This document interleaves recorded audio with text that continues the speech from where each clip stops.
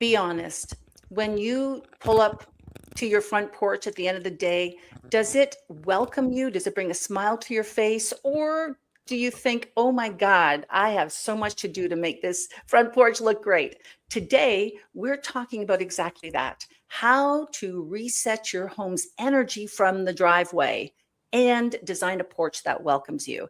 And there is no one on this planet Earth that I would rather have this conversation with than Claire MacRiner, who is an interior designer and co-founder of Porch Pros. And of course, at the helm, I have my partner, Carolina Billings.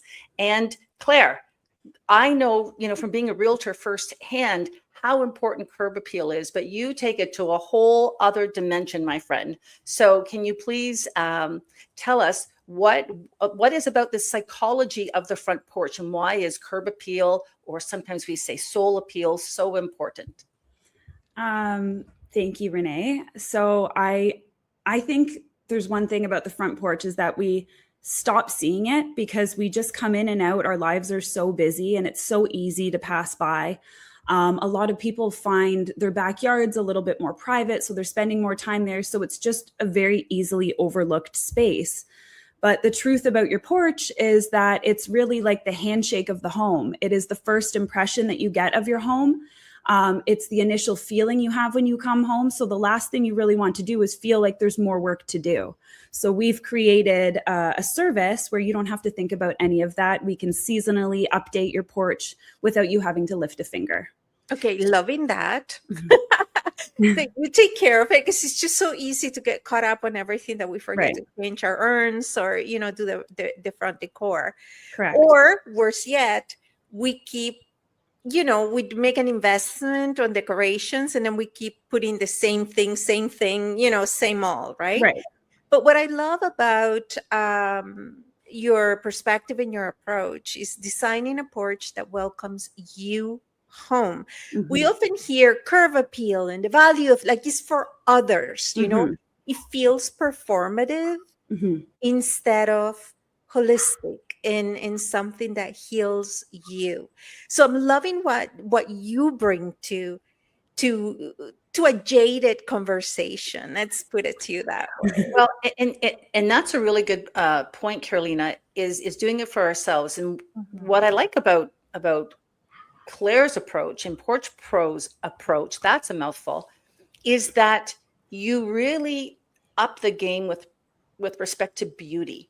And for example, it's so easy, and I've fallen into this trap of convenience where and I've been doing it year after year. I do the same thing 4 times a year. I change my front planters, and for summer, I just put in easy peasy 2 ferns because I have a shaded a front porch with shade, and it's boring, but it's clean looking, which is really important to me. But when I look at the designs that you have with this almost, some of them tropical vibe to it, just the whimsy about it, that is what would bring to me a smile to my face. And really, I think any guest coming to my door, just it sets a mindset of what I'm about to experience that evening, right?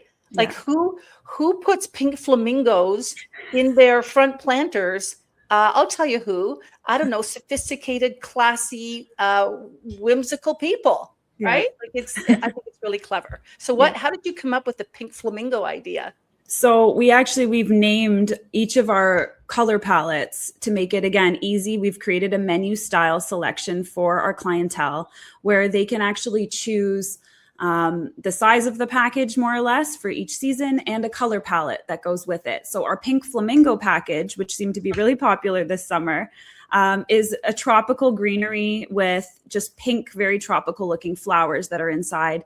And it gives that pop of freshness and color. It really screams summer to people, where you really don't get much opportunity for color on a porch. There's just a lot of architectural features that can just overtake everything. And it's so nice to add that color back in, add some layers, some texture, and really balance everything out. It's really fresh looking too. Yeah, I love that. And it's interesting with front porches, right? Just as you say, I mean, I would, okay, people, anyone that we're helping get their house ready for the market, make sure you don't have a tattered mat and your mailbox dust is off and there's no cobwebs and that kind of thing. But again, I really like how you've just upped the elegance factor, which is really cool. Carolina, what do you think about the, you have a love of psychology. What do you think about this mindset transfer or change as people witness a front porch like that? How does it shift their expectations of walking inside? I think, live and learn, right? So for years, I have always been, I would like to think not critical, but observing of people who fix their home when they're selling it, right? And it's like, why wouldn't fix it for yourself? Right. Like, why give your best only when you come at this end of, when you're leaving, why not enjoy it? And I found myself with my home for sale doing things like repainting the picket fence, like things like that I just kept reflecting. It's like, why am I doing what I have been observing other people to do, right? So I am loving the approach that you are investing and committing to having someone help you, right? Because the porch in your entrances become transactional. Yes. It's like you're in and out, right? But your service is allowing them to pause. That's exactly it. We really want every arrival to feel intentional, and we want to create a space for pause, exactly as you just said.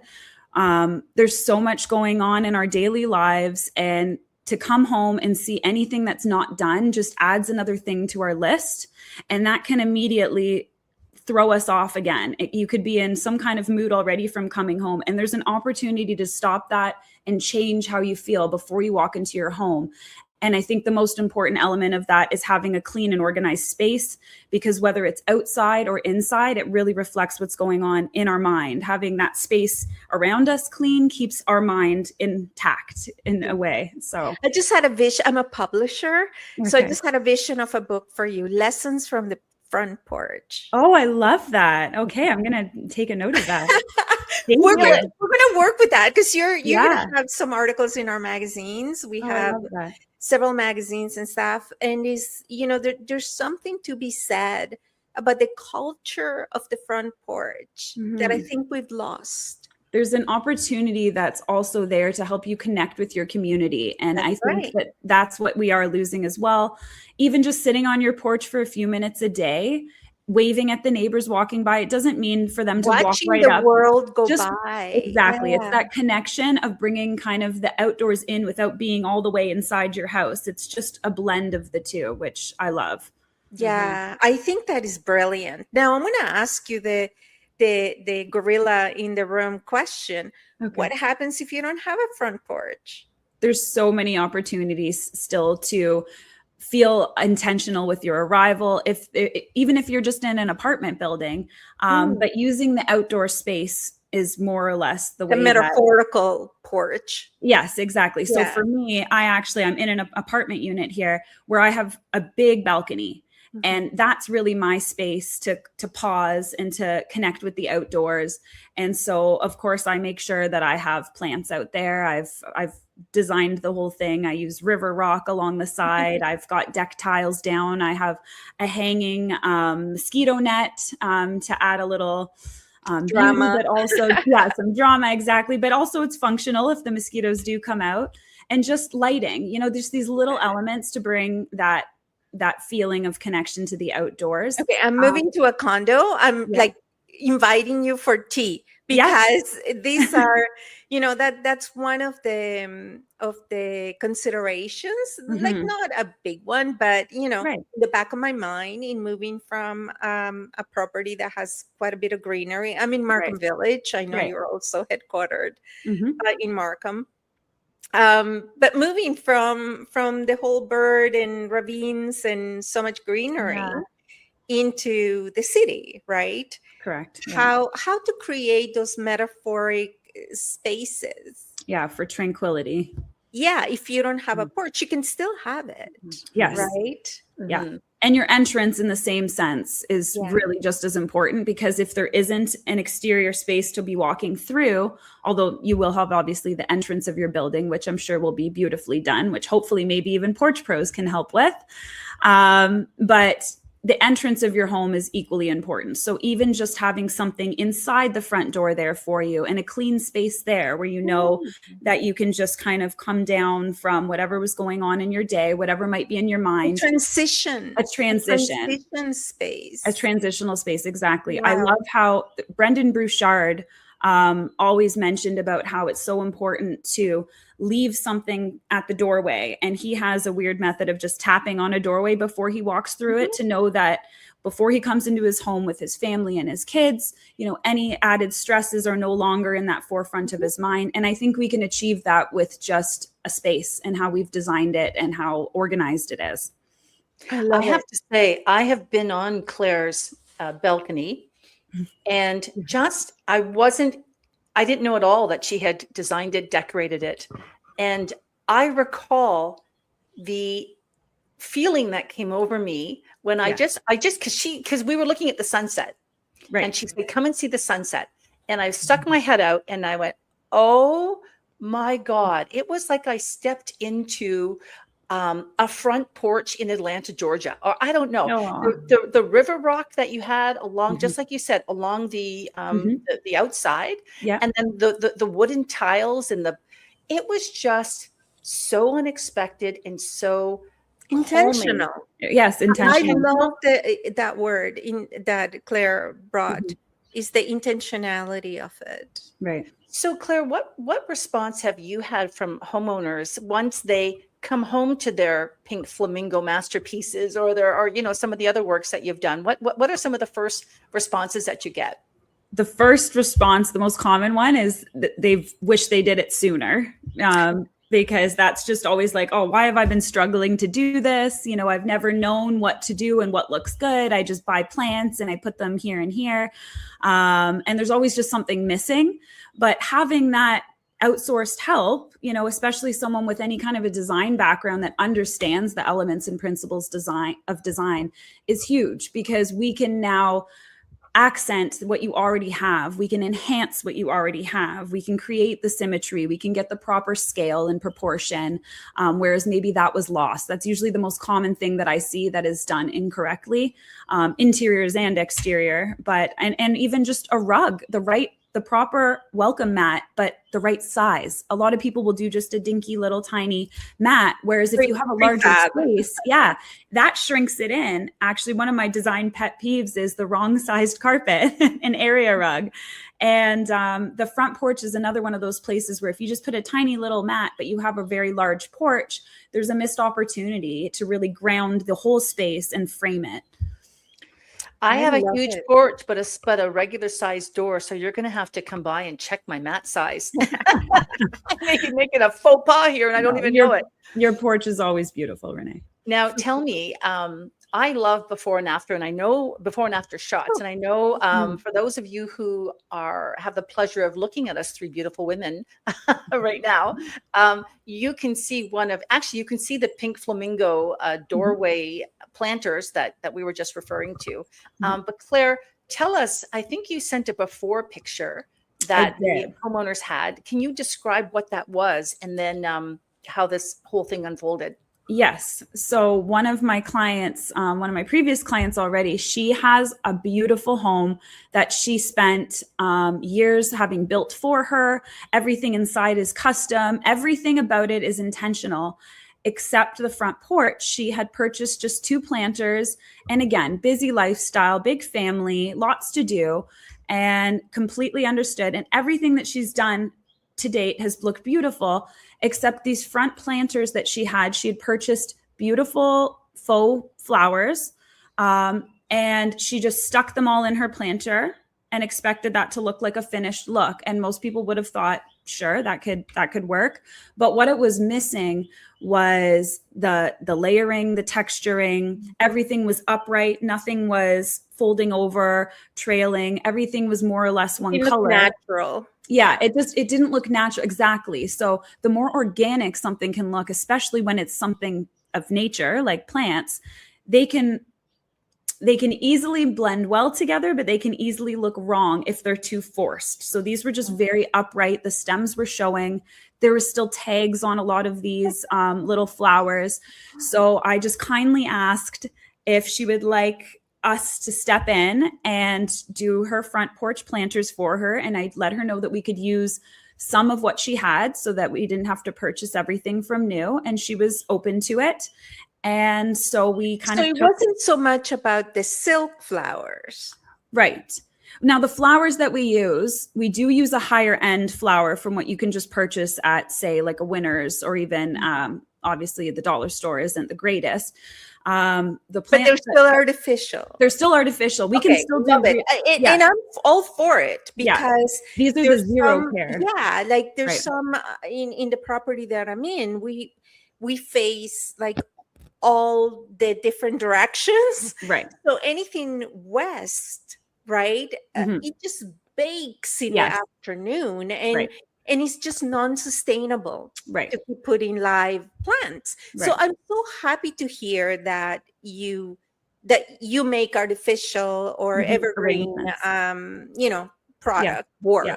We love calling it everlasting because there's zero maintenance to it. The only thing that we obviously recommend is bringing it in for the winter, which again, we can even help with if that was something that, is too difficult for someone. If it's a challenge for someone. But the products that we actually use are known as like real touch flowers. So a lot of these, even when you're right up close looking at it, you can't tell that it's not real. I know that it's a podcast, so most people can't see this, but I have one of the real touch roses right here. And there's really nothing about it that, even when I'm touching it here, it's like a silky, it's a latex rose, but it really just feels real. Like we're just going to invite our listeners to take a look at the video on our YouTube and social media. Yeah. So are you mixing what you call it? Everfresh? Everlasting. Are you mixing everlasting with real, or are those pink flamingo planters we're seeing on the screen right now, are they all faux plants? Everything you're seeing on the screen right now is all faux planters. Love it. Yeah, wow. We can do completely real planters. I do have a background also with plants, so I understand what can be in the full sun, part shade, which plants go together, which plants store their water more in their leaves and require drier soil. Like we have a full understanding of that. Chemistry knowledge to have real plants. Now you have some other pictures. Let me just pull up, which is gorgeous. Tell us about this entrance for our listeners. Is a gorgeous, I'm not even sure what type of architecture it is, but it's a wooden curved door with lots of fall harvest decorating it. I love that you just used the word. So the name of this color palette is our harvest collection, because it's actually it's all the colors of the pumpkins that you really have available to you. Heirloom pumpkins, orange jack-o'-lantern pumpkins, white pumpkins, all kinds of gourds, greens and peaches and grays. It's just a huge cascade of pumpkins. This is our classic cascade, but times 2. We've done 2. So there's about 75 pumpkins on each side of this. This is a very large scale. It does look like a large harvest. Yes, this was a very large porch. So anything smaller than this would have actually looked very lost and it wouldn't have looked proper.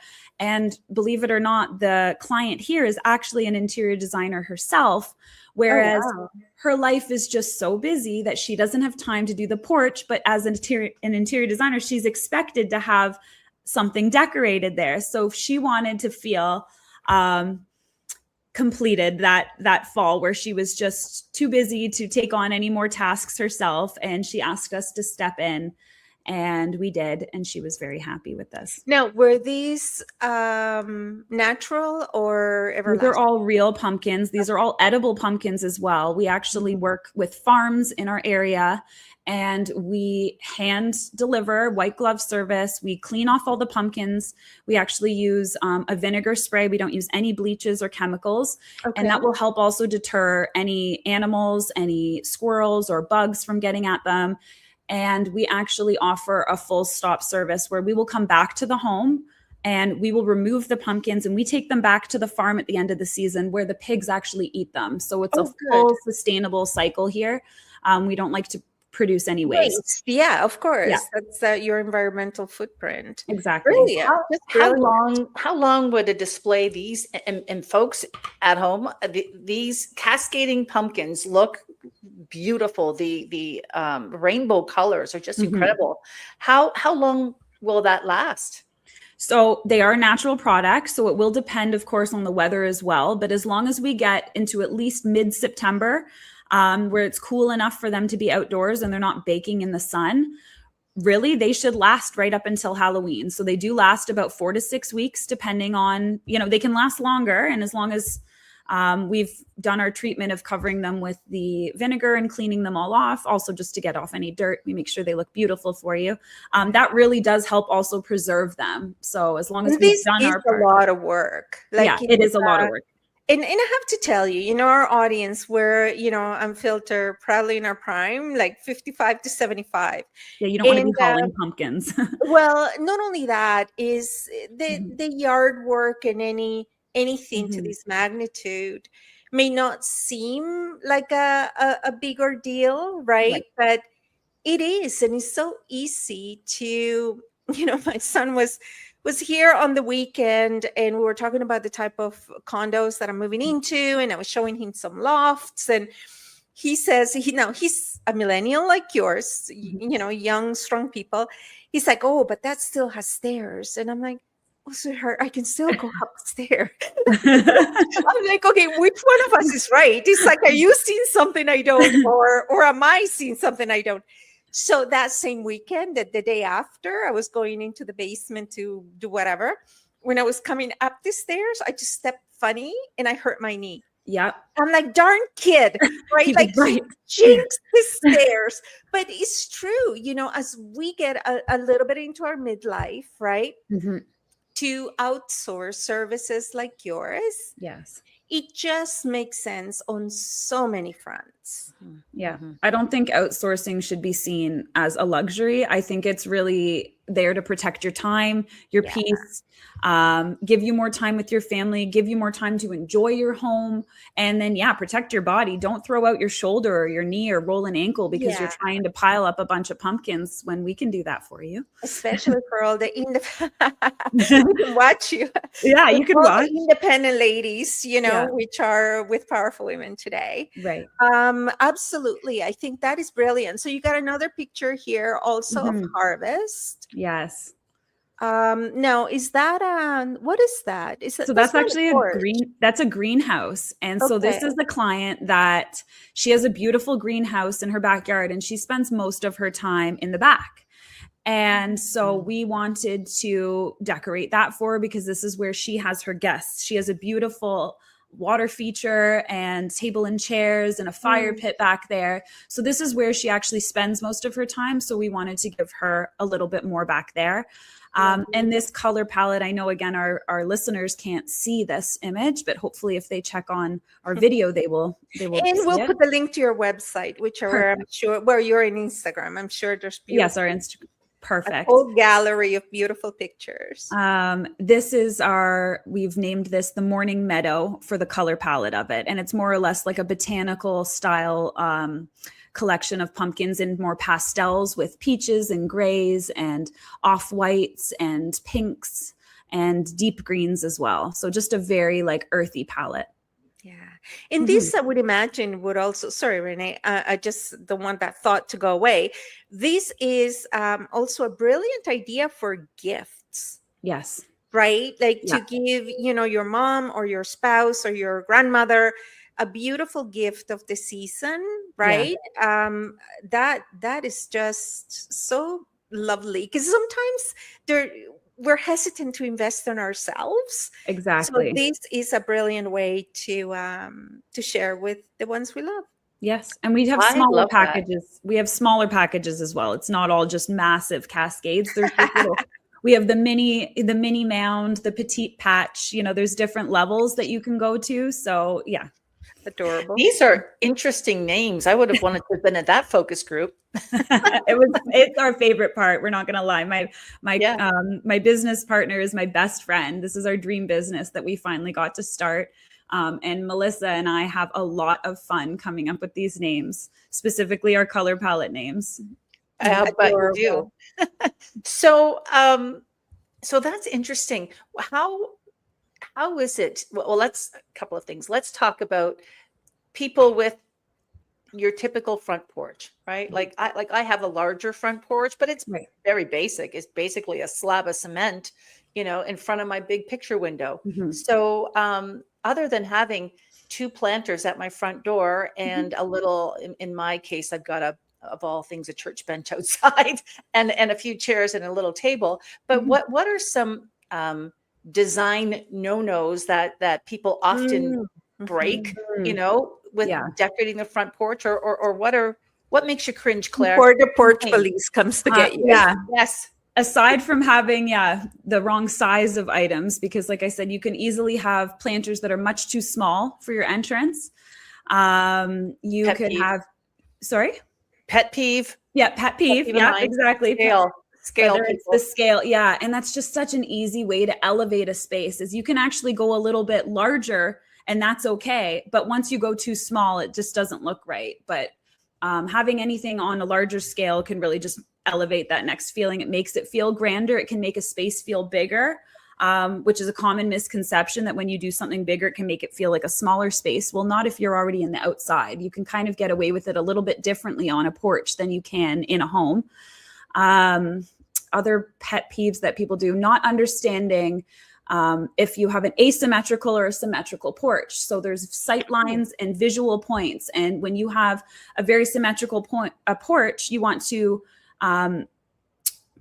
bring that out, really. You want to flank 2 pieces. You don't always want to just have one, or you want to use the rule of 3, where you're grouping 3 items together, not just having one standalone thing on its own. And you always just want the eye to carry to the next thing. So if you're just stuck staring at one thing and it's, off on the side and it's being lost, there's ways of redirecting your vision and your point of vision as well with lighting. Like there's so many different elements and principles of design that you can really bring in and layer in that continue to just upgrade the look of a porch. This is absolutely brilliant.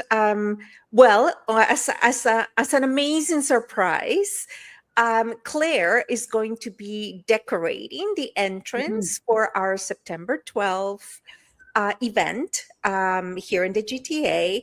And we are so looking forward to seeing the beautiful decor firsthand. And you're also going to be showing people, having an exhibitor space, correct, Claire? Sorry, I haven't checked the latest. Yep. We're going to be there as a vendor. We're going to meet everybody that wants to meet us. Brilliant. Brilliant. And you'll have on display one of your everlasting arrangements, so people can touch and feel and see, because you do this for indoors as well. Correct. Yep. We can do centerpieces, anything really. And also, you obviously do this for companies, for businesses. Yes. Right. Like, I know, I think, aren't you decorating the local gelato place in town? Yes. So over Christmas, when we had our Markham Festival of Lights and our Santa Claus Parade, we had the opportunity to decorate for Love Gelato, which is a staple here in Markham.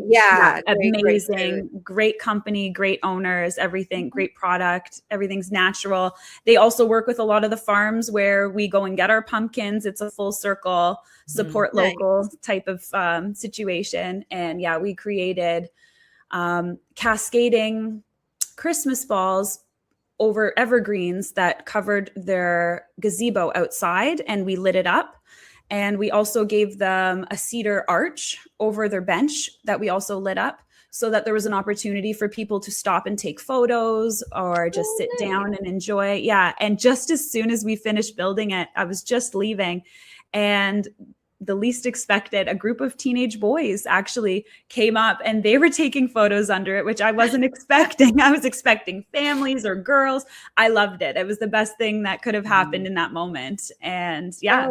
We look for. Do you have pictures of those on your Instagram? I do. Actually, no, we're saving it for posting for Christmas this year. We didn't post it yet. We'll certainly invite everyone to follow Claire, Porch Pros, and she will be part of course, Powerful Women Today in the 1 Million Woman Challenge. We're going to figure how we're going to get her on board, and come meet her live September 12th at our Living Your Prime event in GTA North at 404 and Highway 7. So thank you, everyone. Thank you, Claire. Thank you, Renee, for connecting us with such brilliance. And we wish everyone a brilliant day. Until next time, take care.